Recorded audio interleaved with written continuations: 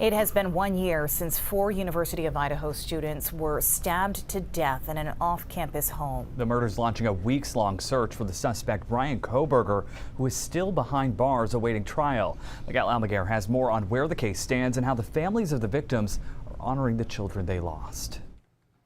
As suspected killer Brian Kohberger awaits trial, this morning a somber commemoration for the families of Xana Kernodle, Ethan Chapin, Madison Mogan, and Kaylee Gonzalez, the 4 University of Idaho students stabbed to death 1 year ago. 4 students were killed yesterday in a suspected homicide.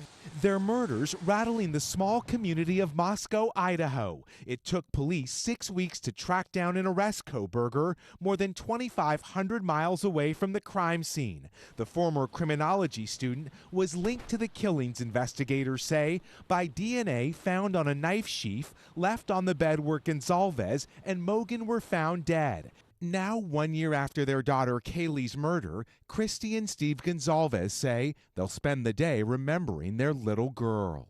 It's been rough.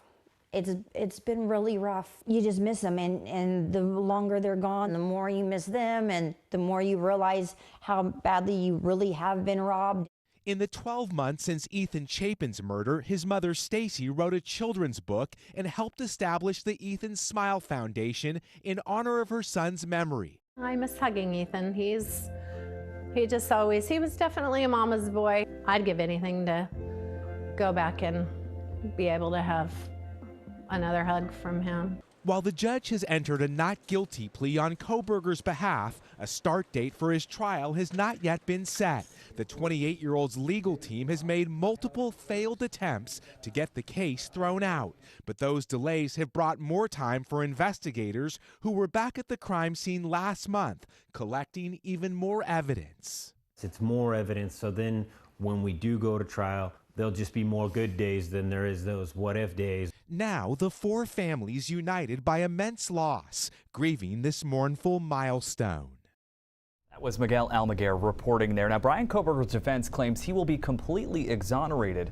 Recently, a judge shot down their attempt to dismiss the grand jury indictment against